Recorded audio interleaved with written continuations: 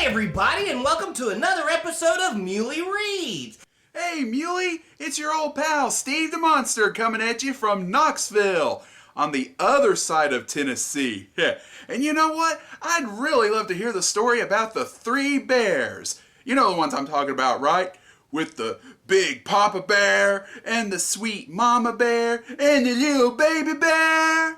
And if you can't figure out from that what the title of the book is, it is Goldilocks and the Three Bears, or Three Bears for short, I guess, right? Yeah.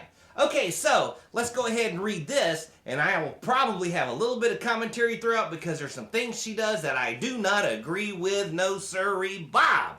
Whoever Bob is. All right, let's get to reading. The Three Bears, a Read Along With Me book, retold by Cindy West, illustrated by Jill Dubin. Checkerboard Press, New York. Once upon a time, there were three bears. A big father bear, a middle-sized mother bear, and a little baby bear. They all lived in a house in the middle of the woods. One morning, Father Bear said, "Today is a perfect day to have porridge for breakfast." So he filled a pot with enough porridge for three, and he stirred it until it was done. Then he poured the hot porridge into three bowls, a small bowl for Baby Bear, a medium-sized bowl for Mother Bear, and a big bowl for himself. Baby Bear picked up his spoon and took a taste. "This is too hot," he complained, and put down his spoon. "Our porridge needs time to cool," said Mother Bear. "Let's go for a walk in the woods. When we get back, our porridge will be just right." So they put on their coats, closed the door, and went into the woods. Just then, a little girl called Goldilocks walked up to their house. She had been picking flowers in the forest, and she felt tired. When Goldilocks saw the house, she thought, "I'm sure these kind people will let me rest here." Goldilocks knocked on the door, but nobody came. She knocked on the door again, and still nobody came. She opened the door and walked into the house. Girl, no. When Goldilocks smelled the porridge, she said, that smells good." She picked up a spoon and tasted the porridge in the great big bowl. "Ooh, this is too hot," she said. Don't eat after people. That's gross. Goldilocks took a taste from the middle-sized bowl. "This is much too cold," she said with a sigh. Then she took a taste from the little bowl. "Ah, this is just right," she said. And she ate it all up. Why? That's somebody else's. Then Goldilocks saw three comfortable chairs. "I'm so tired," Goldilocks said, and sat on a great big chair. "This chair is too high," she said. Then she sat down on the middle-sized chair. "This chair is much too low," she said with a sigh. Then she sat on the little chair. "This is just right," she smiled. But Goldilocks sat down so hard the chair broke into 100 pieces. "Ouch," groaned Goldilocks. So we got breaking and entering, eating out of somebody else's food with their spoon, and now damaging property. Next, Goldilocks walked into the bedroom. She saw three beds in a row. Goldilocks slipped off her shoes and lay down on the great big bed. In somebody else's house? Unwelcome? What? "Oh, this is too hard," she said.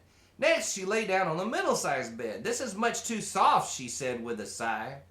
Then she lay down on the little bed. "This is just right," she smiled, and fell fast asleep in a stranger's house where nobody's there. So she's broken in. She's eaten their food with their spoon they've already eaten off of, damaged property, and now she's just squatting in the house? This book is... Just then, the three bears came home. They were very hungry after their walk.